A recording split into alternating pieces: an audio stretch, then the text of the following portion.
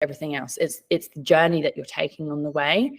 And that's why it's so important to, keep track of your day to day so that you can reflect and then look back and know that, everything that you've accumulated, all the lessons, all the wrong turns, all the refusals, rejections, and all those actually amount to giving you exactly what you need, even though it's like a hard pill to swallow at the time.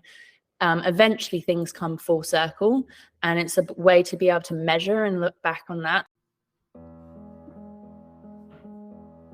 Welcome to the Mighty Emotions podcast. I'm your host, Giselle. I'm a certified emotions coach, and I teach you how to respond better to your emotions so you can feel better in your life. My mission is to show you how to work with your emotions to become more emotionally resilient. Your emotions are not designed to overpower you. They're designed to empower you. On this podcast, I share what our emotions are, how to understand them and work with them, and the tools you need to reclaim your power and get unstuck from emotional pain so you can find fulfillment in your life again. I'm so glad you're here. Now let's get into the episode. Hi, everyone. Welcome back to another episode of the Mighty Emotions podcast. I'm so glad you are still listening. If you just discovered this podcast, my name is Giselle. I'm an emotions coach, and I help you achieve emotional mastery in your life. So this podcast is really about talking about real life emotions, normalizing emotional journeys.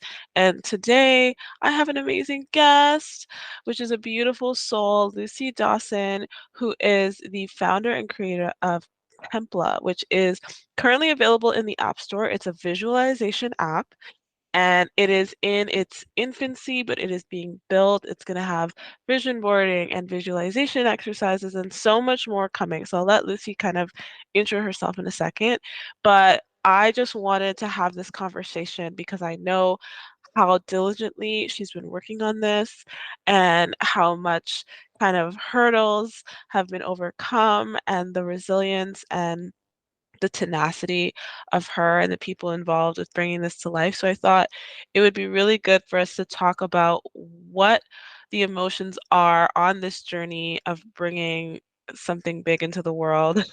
And I just thank you so much for being a guest today, Lucie. Thank you so much, Giselle. I'm so excited and honored to be on this amazing podcast. And likewise, I've been following your journey as well. And yeah, it's just been a ride and a half, and just to see each other kind of thrive and put ourselves out there into spaces that, we hadn't previously. It's just always a joy to be amongst other crazy but also impassioned people that just can't not let that creativity come out from them. And thank you for the wonderful intro, and I'm really excited to share some of what's been going on and the emotions that have arisen from birthing something like this. And just hopefully can connect with your audience. Absolutely. I'm sure you will. You guys will have to follow Lucie. Her contact will all be in the show notes, of course. And you might hear that she has a gorgeous accent as well. Are you from England but live in Australia, right? Yes. So I am English but Australian. But when we met, I think I was living in LA. I like LA. Yes, a traveling spirit. So thank you so much. I know there's a time difference and everything, so grateful that you're here. Let the listeners kind of know a little bit about how you came into creating TEMPLA, like how it was formed.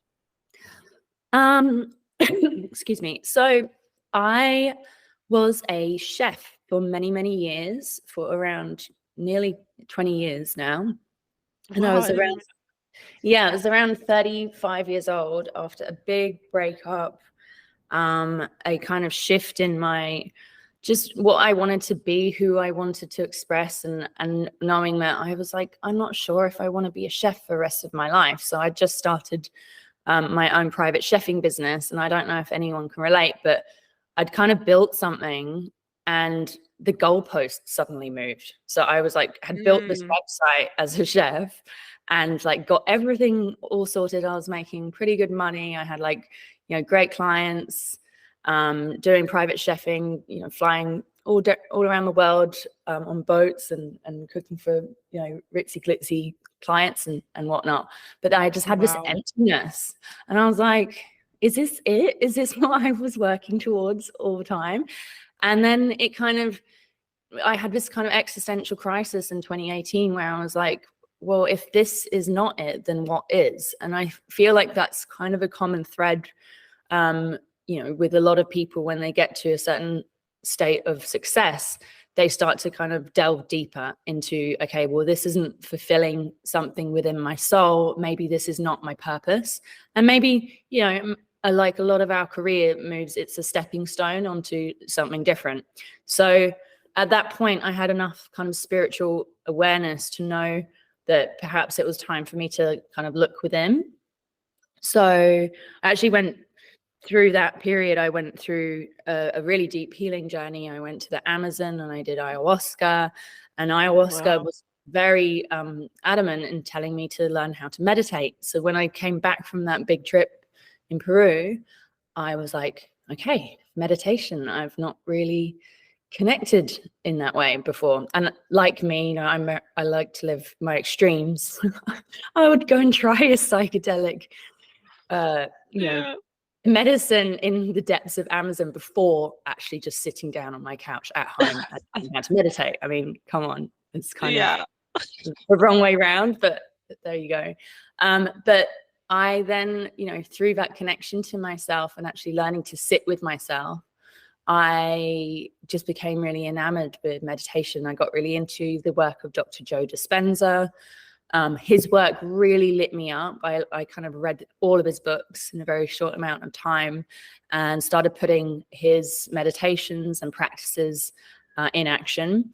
And it really lit me up, not only the way that he was able to bring the science and spirituality together, but also elaborate and communicate it in such a way that I understood. I understood what he was communicating on a neurological level, what was happening in our brain, and then actually putting that to practice, sitting down each day, meditating, making a practice out of it. I very quickly began to see a lot of change, positive change in my life. And just for a really good example for just synchronicities that were occurring, I was still chefing because I didn't know what my next stage was, but I knew something wasn't exactly right because I was kind of not really loving the type of people that I was cooking for. Some of the people were, you know, not doing great things in the world. We didn't have our values aligned, and I was really just a little bit exasperated of cooking for people that were, you know, just our values just did not match. Let's just leave it there. And so I really made that like an important thing on my list. Like, I want to work for good people that are, you know, doing good in the world. And I want to work for X amount of hours a day or days a week. And I want to, you know, cook with really healthy organic ingredients. And I really concentrated on this and started using that as part of my meditation practice. I wrote all of the key points of the type of job that I wanted to work in. And I would meditate on that feeling. And I would do that really diligently for maybe a month or two before it actually materialized. And sure enough, about a few months later, I got a call from another chef friend of mine, and I went for this interview. And the crazy thing was, when I arrived at the interview, I had just returned back from chefing on a yacht in Papua New Guinea, and the lady of the house who I was going for the interview, she independently had just come back from Papua New Guinea, and we had literally just gone to the same remote island. Like, I can't tell you how remote the island was, but we'd literally been within the same 2 weeks gone to the same extremely remote place. And to top it off, when her son walked in the room, it turns out that when I was Uber driving and I was, you know, trying to make ends meet with a new car that I had, it turns out that he had been my first ride. I'd taken him to the airport. And so it was just this culmination of just like incredible synchronicities where I had really put a lot of effort in my meditation practice to show me that I had indeed manifested this. So I was like, whoa, I got the job. But also I was like, it really just kind of inspired me deeper to keep going with these practices, because I realized, I was like, there is actually something to this. It's not just woo-woo nonsense. You can affect reality through your thoughts. And so I carried on just going deeper with the process. And long story short, I ended up buying a product that was all around creating a vision and then mixing it with affirmations. And I used that because I really liked the concept, because I'm such a visual person. But at some stage, I just, after using it for a few months, I realized, I was like, this is not cutting it. It needs to be done in a different way. The quality of the photos, just the style and the aesthetic of the product just wasn't, matching what I really, was putting out there myself. So and I can remember the exact date, because it was literally like a aha, God, like, this is your purpose moment.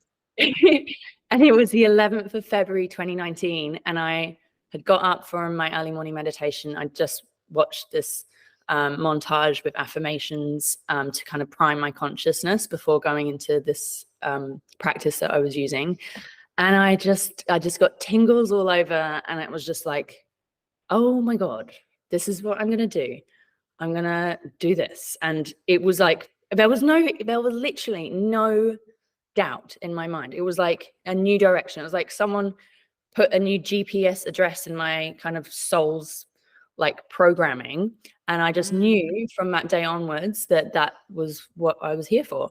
And literally, even though it's been a crazy journey, I mean, that's 4 years ago now, there's not really been a day or a week or an extended period of time where I've been like, I'm on the wrong track. It's like, yes, it's been really difficult, and it's been bumpy terrain, and sometimes I've run out of fuel, and it's been really difficult. But like, I've never once kind of wavered or really, I've never disregarded that kind of sense that this is what I'm here to do.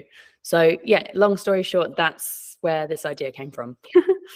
Oh my gosh, that's incredible. And I've heard some of this story before, and just hearing it again, I'm just like smiling. You can't see me, listeners, but I'm like, what an incredible journey to go from this kind of heartbreak pinnacle moment. I mean, that my own heartbreak was such a catalyst for the way my life has played out. Like, I think that breakups are portals, and that when that kind of thing happens and you're forced to make such huge internal shifts, that the external shifts are inevitable. There's so much I want to unpack here with what you said. Yeah. So when it comes to, because everything comes back to emotions here, and you talked a lot about looking for what you wanted to do and kind of feeling lost and unclear and unsure. And sometimes, there's different things that we can feel. I always tell people it's not like one circumstance is supposed to make you feel a certain way. Some people have a breakup and they're like, yeah, I am free, and they're happy, and other people are miserable. So what were the feelings and the emotions that you were going through at that time, when you kind of come to this crossroads and you didn't really know the next direction that you were going in? Well, I guess because the breakup actually happened like a long, long time ago, like over 10 years, but it was a really long, strenuous and breakup that involved splitting a property up. So it really floored me financially. And so I feel like my kind of efforts was to just become more independent, and I had to start from scratch again, really. And after working really hard, like for most of my 20s on these yachts, I don't know if you know that show Below Deck, but I used to work Oh, on, yeah. yeah. So Oh my gosh, you worked on that. I used to work as a chef from the age of 19 on that type of Oh my gosh. Okay. like industry. And so, yeah, I just had to start all over again, really. And it was like kind of like wanting to get back on the property ladder, wanting to really be the master of my own destiny and not to be reliant to be in a relationship or have that kind of cookie cutter white picket fence life that I was so desiring. I grew up in a pretty unstable, eclectic and lovely, but it was kind of a very alternative lifestyle. As a child, we moved so much. Like I think we moved about 13 times in the space of 4 or 5 years, and so that obviously bled into the way that I love travel. Like I love to be on the move. So the plus sides have just obviously manifested in that way, but also in a more kind of way that I really just yearn for kind of some sense of security and some kind of place to call home. And when the breakup happened, I think the rug really got just pulled from underneath my feet, because where I considered home now wasn't home, and I didn't have the means to kind of create that for myself again. So that created this really yearning desire to not just I wanted to have the affluence and the capacity to earn and be my own source of wealth, and not to be, a partner in that. And because it was quite a rough period of my life. And just, being naive when I bought the house with my partner when I was 25, I kind of gave all my power away and didn't really think about the consequences, because I was really happy and in love, and it didn't go particularly well. And I really had to learn that lesson in the hard way. But like looking back now, even though, I'm still I'm still on my way to wealth, but like I wouldn't change it for anything now, because now I'm like, so I just have this kind of like fortitude and self-respect that I'm making my own destiny and I'm making my future wealth through building my own business, because I want to be self-reliant in that way, so that I'm not I have this just fierce independence. So it's kind of just that aspect of me to not have to rely on anyone else apart from myself. Create that life for me. Yeah, I mean, you touched on the core needs that we have, right? Like all of us at some level, to some degree, have a need for safety and security and connection, right? Like being in the relationship and being in love. And you also talked about earlier, like the meaning and fulfillment that you were seeking, and how that is all, those are also, core needs of ours. And I love that you followed your desires. Like I love that you knew kind of what you were desiring and kind of moved in that direction, because I tell people all the time, your desires are indicative of what you most need, right? And so always honor your desires, even if it comes in a way that maybe you didn't love. Like you said, like they become building blocks to a stronger future self, So all of that I love so much. I really want to dive. I loved what you said about, being okay traveling to the Amazon to take ayahuasca before you would sit with yourself. I love that. I was like, oh my gosh, I can relate. I've never done ayahuasca, but I totally can relate in thinking like, I will do anything but deal with what I'm feeling or sit with myself for whatever reason, right? Like either I was scared of it or I just didn't think it was that simple. Like what was it that kind of made you not consider meditating, or what was it that drew you to the Amazon?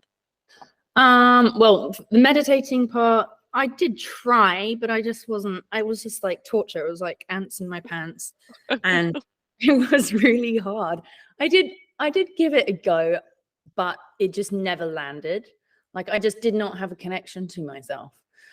Although I have to admit, I have journaled. So there was a part of me that has had a connection to myself. So I don't want to like write myself off. So I have journaled every single day since 2003. And then I've got a stack of journals from my teenage years as well.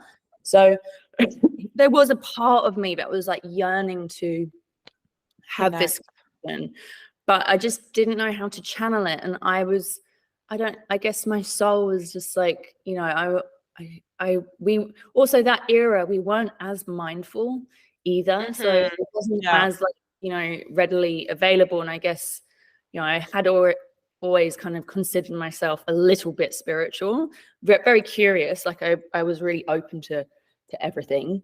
Yeah. But with the ayahuasca, I think, so the breakup was in 2012, and I heard about ayahuasca in 2012, and I was just like mind blown, learning about DMT and how it's already in our brains, and just like understanding, you know, just even the fact that it existed was life Mhm. changing for me. And I did kind of like put it on the shelf. I was like, I will do that one day, but I don't know when.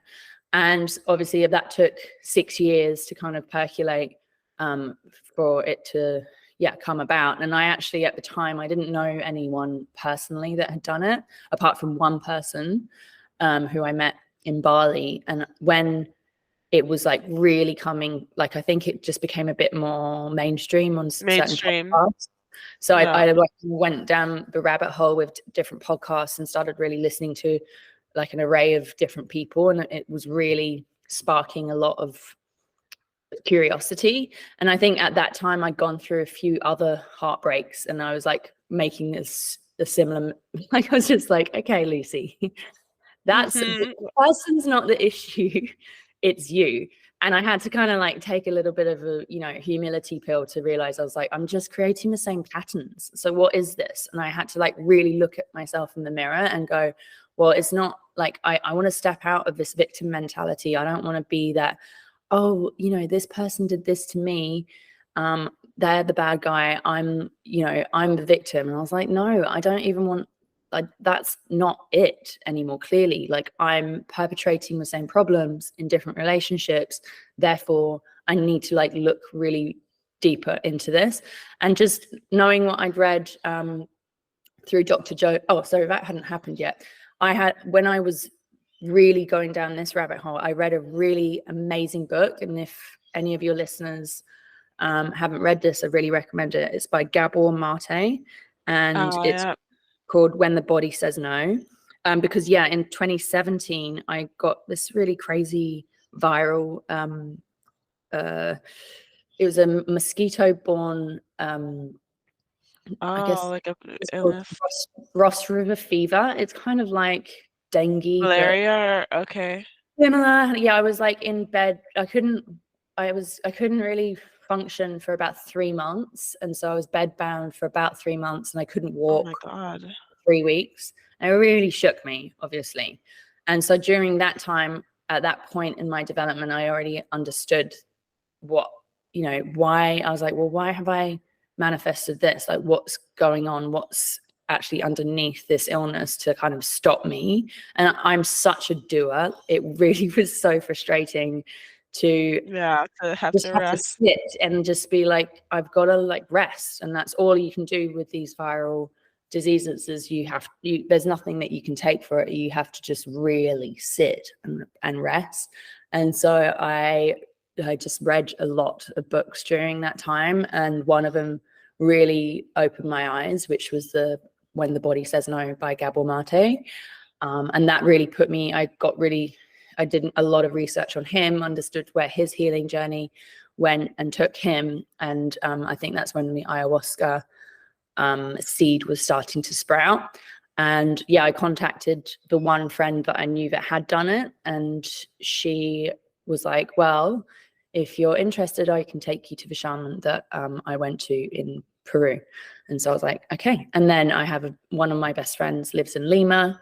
Everything kind of just happened very quickly. I think everything was booked within the space of maybe a week or two, and Wow. it just worked out perfectly. And like when just you have like green lights and red Mhm. carpets pulled out from nowhere, and you're like, okay, this is the right thing to do. Where you're meant to go. Yes. Yes. No, and I love that, I appreciate your honesty about what you went through. And I think the things that we need to find, like they find us when we need them, right? So I also love the fact that the ayahuasca was like go meditate. It was like, go connect to yourself, go sit. Yeah. And that's, I mean, meditation, for the listeners, you know, if you follow me, you know that my stance is not that you need to do a specific practice to be okay, because everyone kind of needs something different, and meditation can look different for different people, right? Like my meditation, I have different meditations that I do. I love Kundalini and listening to kirtan while I meditate. I love walking meditations or meditating in the shower. It's really just about that being able to connect to yourself, like you were saying, and find there's multiple ways that you can do that. So I love that. And all of that, I feel like the healing journey that you went on, it led you to a place of really reconnecting to yourself and then getting clear on what you wanted.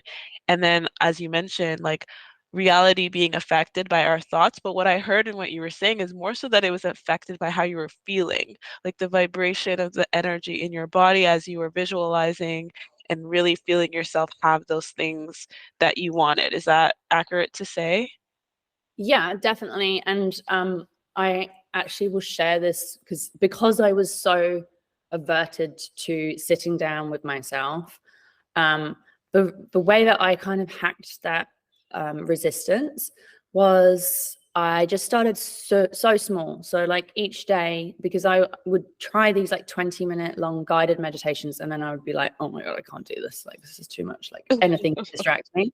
So I started out by doing, okay, put the time on for 3 minutes, just do a body scan. And I would go through from the, top of my head down to my tippy toes. And I would just give thanks for every single part of myself. And each day, maybe I would add 30 seconds more or a minute, until after a couple of weeks, I was like, my vibration and frequency had just risen.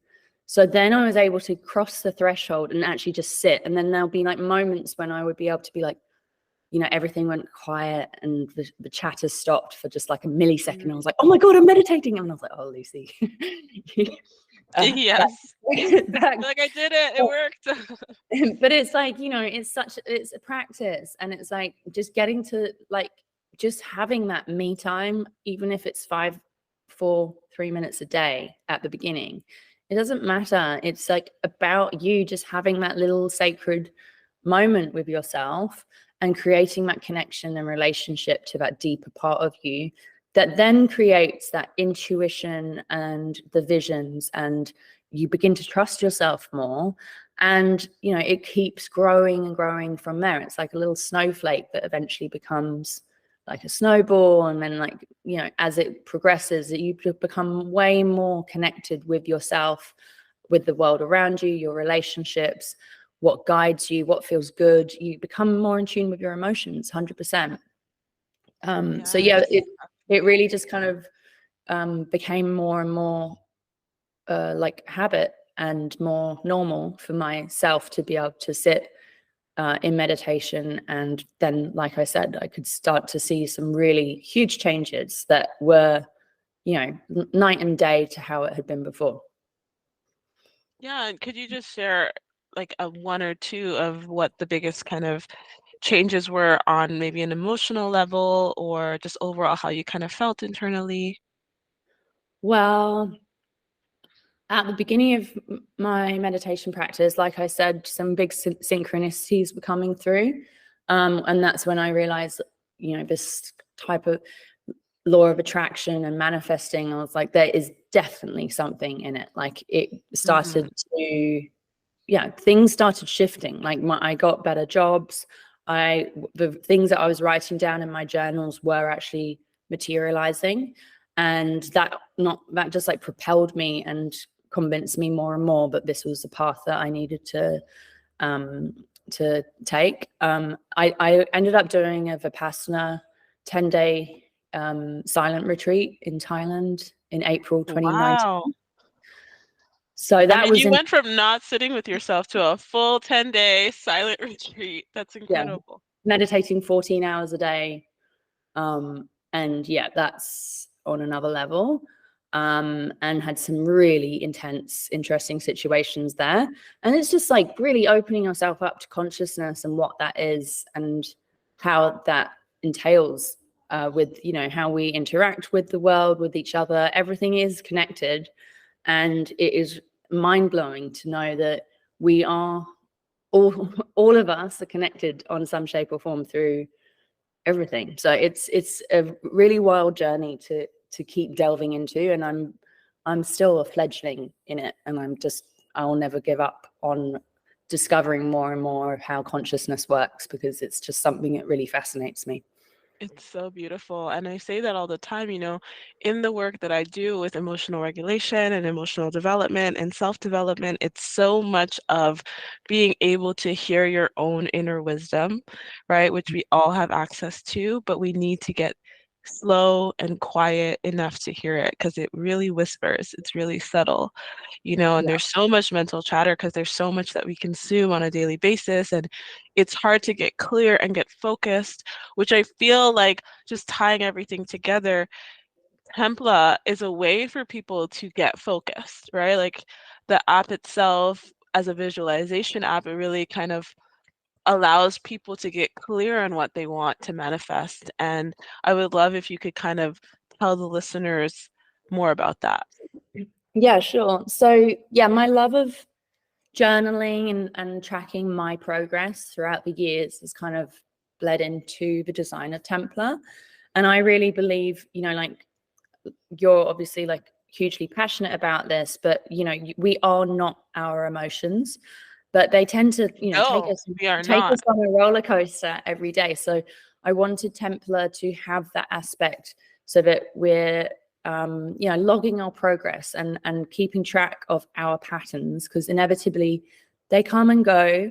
But if you have that clear vision of where you want to go, or what you want to manifest, or you know, how you envision your life to be, have that as your North Star. And you can have, or you know, you can create your gratitude practice, you can create what your inspired action is, which is, you know, 3 things a day that you can get, just push that needle 1% closer to your goal, and just have a way to kind of see how far you're coming, because it's very easy in this busy world to fully just get lost, you know, in the mix of things, without actually being able to categorically look back and see your progress. So for me, it was really important to have that aspect of like keeping you steady, and understanding that yes, there's ups and downs, but if you still keep that vision in the forefront of your mind and connect with it each day, then you will get there eventually. And it's just a matter of time, and it's just a matter of you committing to yourself and not giving up. And I think that's really important in this day and age, because we're bombarded with so much distraction, and I feel like it's designed like that, you know, like we are so Yeah. you know, just everything is just coming at us at lightning speed.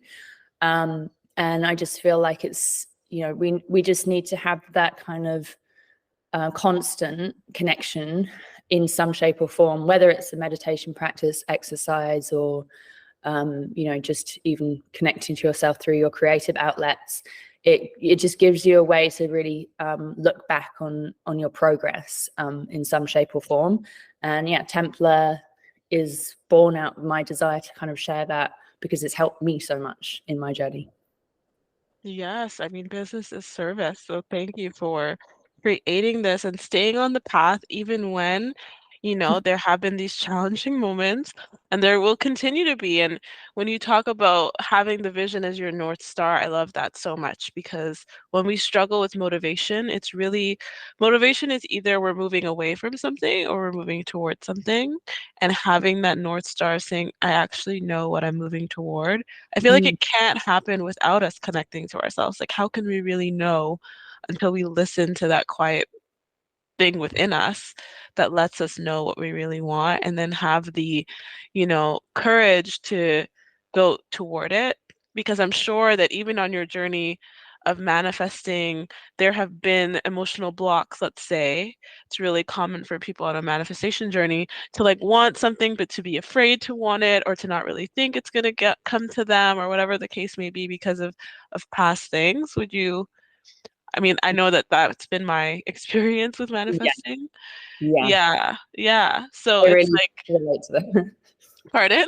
I really relate to that 100%. Yeah, you know, we all have like these very human kind of stories within us from our past that tell us, this is how the world is, this is how people is. And in overcoming those, it gets us even closer to our dream and to bringing our dreams into the world. So, I mean, what you're doing is so brave. It's so needed. And just because you've had such an incredible journey and will continue to have it, infusing that into Templa is going to help so many people as well on their journey. Yeah, and that's my, deepest wish really, is just to kind of share this, I guess, knowledge that I've learned myself, and then just share it like further and wider, so that people can kind of pick that up a little bit earlier on their path to make it that little bit easier. And like I said before, I mentioned before, of like having, when I was in my 20s, I wanted my private chefing business, and that was my North Star. And reaching that North Star and then coming to it, I already know that sometimes that North Star of what you feel like, that destination that you're going to arrive at, will be like, the heavens will open and everything will be fine, you won't have any problems. And then sure enough, it just molds and changes. But that's also like part of how I wanted the app to kind of be designed as well. It's like, like I want people to realize it's not the thing that is gonna make everything else. It's the journey that you're taking on the way. And that's why it's so important to keep track of your day to day, so that you can reflect and then look back and know that everything that you've accumulated, all the lessons, all the wrong turns, all the refusals, rejections, and all those actually amount to giving you exactly what you need, even though it's like a hard pill to swallow at the time. Eventually things come full circle, and it's a way to be able to measure and look back on that, to know, oh, that was like a really key moment in my life. And knowing that we do obviously want to evolve and grow and move towards different things, but having that kind of knowledge to be able to identify those patterns helps you move through things quicker as well. And yeah, it's just a way to unite people that are on this journey, so that we can all support one another as well, which I think, obviously, like having conversations like this, Giselle, is like, knowing that you and I are like a kind of kindred spirits in some ways, that we understand each other, and it just makes you feel way more human to know, like, oh, I'm not the only one, Absolutely, absolutely. And that is what this podcast is about, and having these conversations for other people to hear. There were so many things I know the listeners can resonate with. If there was anything you guys did resonate with, please send me a note on Instagram and let me know what you loved the most from this episode. There's so many things that I took away, and just things that we all need to be reminded of, the importance of checking in with ourselves and connecting to ourselves, the importance of actually facing the things that are uncomfortable and we don't necessarily want to face, because of how they can lead us to the places that we really do want to be. So thank you so much, Lucie, for your time and for your wisdom. And is there any kind of final words that you'd like to share with the listeners? Just believe in yourself. You literally are the key of your own kingdom. So I just want to connect with anyone that's going through a tough time, or can't make sense of things right now. I just want anyone to know that's experiencing that it will make sense at some point, and it's going to be better than you could ever imagine. I love that. I love that. You guys can connect with Lucie. I will leave her Instagram handle and all the info to download TEMPLA below. I hope you really enjoyed this episode. If you did, leave a rating, leave a review on Apple. I really appreciate you guys for listening and being on this journey. And I will see you on the next episode. Keep being gentle with yourselves. Bye. Hello, bye. Yay! Thank you. I nearly cried on that last. I was like, I don't know where that came from. Yes, it was beautiful. Believe in yourself. I mean, I think we can both be reminded to do that, when things are challenging. And yeah, thank you so much for your honesty, like I said, and your vulnerability. I think this is beautiful. I can't wait to put it up. I'm hoping to put it up Tuesday because I usually release an episode on Tuesdays. If you can Yeah. get me the recording relatively quickly and I can chop it Yeah. up. But oh, that was so good, Lucie. I can send it to you right now. Thanks so much, Giselle, for the No, platform. thank you. So grateful. Yeah, I'm actually taking weirdly a break from social media right now because it's just been quite It's heavy out there. heavy. Yeah. But Sure. I will obviously share this once it comes out.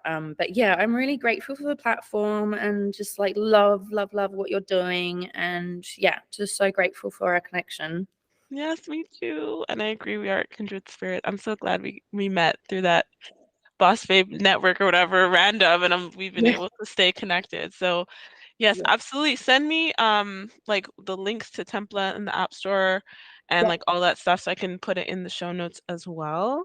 Yeah, And sure. I will let you know when it goes out. No obligation to share it. I always reshare my podcast episodes months later anyway, because Yeah. I repurpose everything. Yeah, I will share it because I know a lot of my following does Yeah. listen to some, which is good. And I think like for me, just going forward, I just want to do podcasts. Like Yes. it's where I feel most comfortable. I Mhm. don't like being in front of a camera, so it just feels like such an effort. And I'm just gonna go the path of least resistance and just do podcasts because that's where I Yes. feel like I'm my most natural self.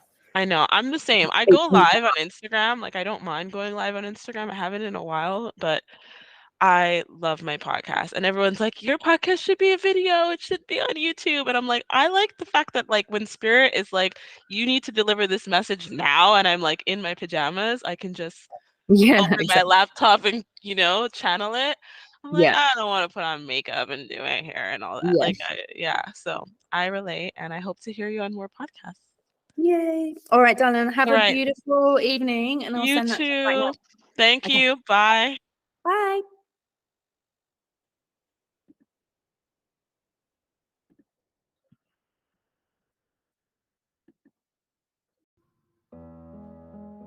Thank you so much for listening to today's episode. It would mean so much if you could subscribe, leave a review, share with your friends and family, and let me know what you think by going to my Instagram at mighty_emotions and connecting with me and letting me know what you loved about today's episode. It really means a lot that you support this podcast, and I love coming to you each week with a new episode. So be sure to subscribe, let me know what you think, and take care of yourself.